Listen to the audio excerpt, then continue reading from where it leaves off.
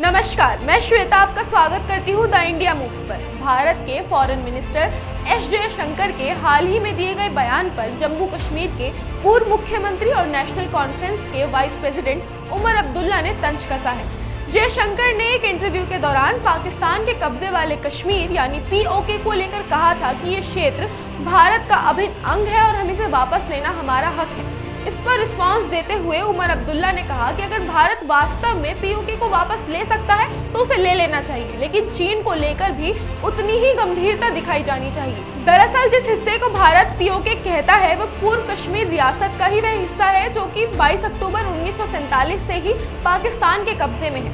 पाकिस्तान समर्थित कबीलों द्वारा जम्मू कश्मीर पर हमला किए जाने के बाद से ही उस पर पाक ने कब्जा जमाया हुआ है। फॉरेन मिनिस्टर एस जयशंकर ने हाल ही में एक इंटरव्यू में कहा था कि पाकिस्तान के कब्जे वाला कश्मीर भारत का हिस्सा था और रहेगा। इसे वापस लेना हमारा एम है और भविष्य में इसे हासिल करने के लिए हर कदम उठाया जाएगा।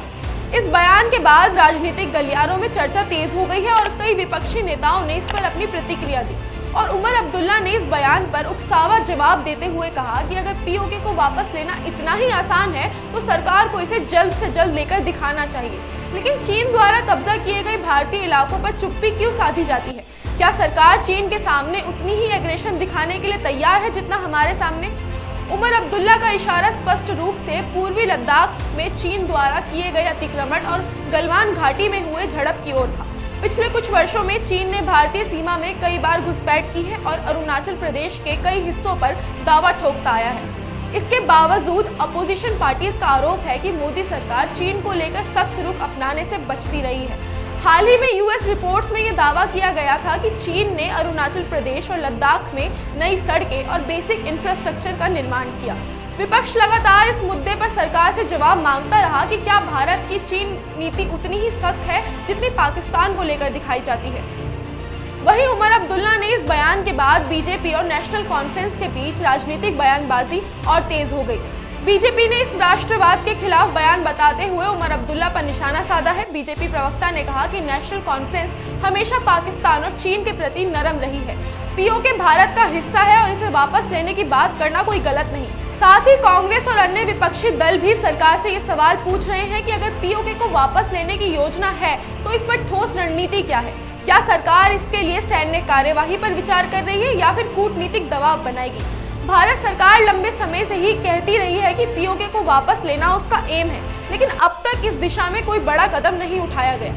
आर्टिकल 370 हटाने के बाद भी बीजेपी नेताओं ने यह दावा किया था कि अगला लक्ष्य पीओके को भारत से मिलाना होगा। हालांकि इसके लिए कोई ठोस योजना सार्वजनिक नहीं की गई। इसके उलट चीन के मसले पर सरकार का रुख कंपैरेटिव रूप से नरम दिखा है।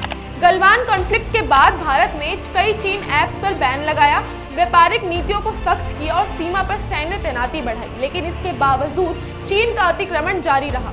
विपक्षी दल लगातार ये सवाल उठाते हैं कि क्या सरकार चीन को लेकर उतनी ही सख्त है जितनी पाकिस्तान को लेकर दिखती है। एस जयशंकर के पीओके पर बयान ने एक बार फिर इस विवाद को हवा दे दी है कि क्या भारत वास्तव में इसे वापस लेने की दिशा में आगे बढ़ेगा या केवल राजनीतिक बयानबाजी है।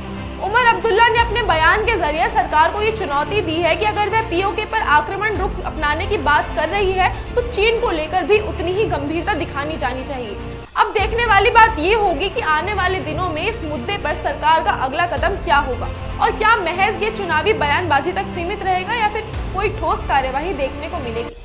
आज के लिए इतना ही, मिलते हैं अगली वीडियो में और नई देश दुनिया से जुड़ी अपडेट्स के साथ। फिलहाल वीडियो पसंद आई हो तो लाइक और शेयर करना ना भूलें और देखते रहें द इंडिया मूव्स।